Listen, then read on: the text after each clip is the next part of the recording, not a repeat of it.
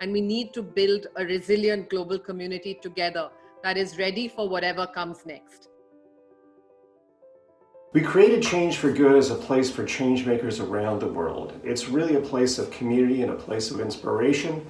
And we bring together change makers from around the world, from all different sectors, to share what's working and what isn't, and what their plans are for making the world a better place today and also in the future. You know, in Indigenous culture, many Indigenous cultures think 7 generations ahead. So for everything I'm doing and whatever I'm taking from the land, how is this going to impact my 7th generation? That's not how most of corporate Canada thinks.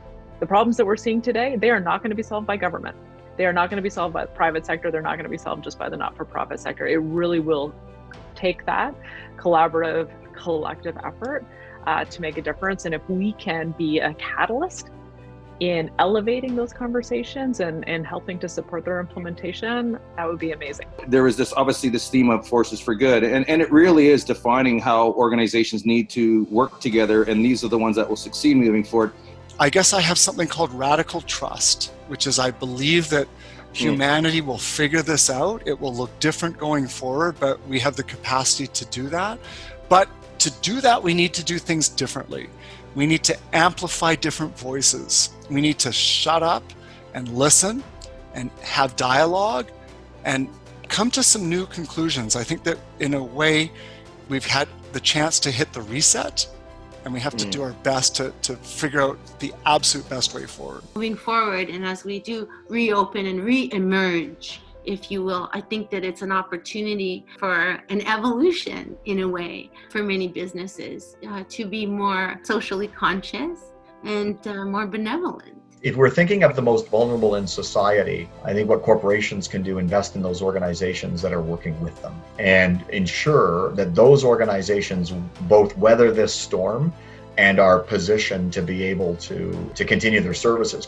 The global and local challenges, they are not going away. Climate change won't disappear. Conflicts won't disappear. Inequalities will be even bigger as a result of this.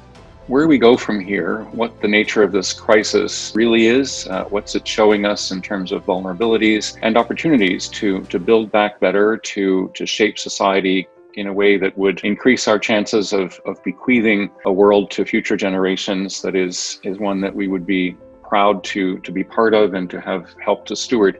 We've now asked ourselves, how will this, what we're doing today, what we're making, impact the next generations? It comes from an Ojibwe teaching about 7 generations, and that's Indigenous people think that far ahead. When you look at us culturally, there is this relationship between all things that are living, and that includes our planet and everything on it. Don't let the things you can't do stop you from doing the things you can.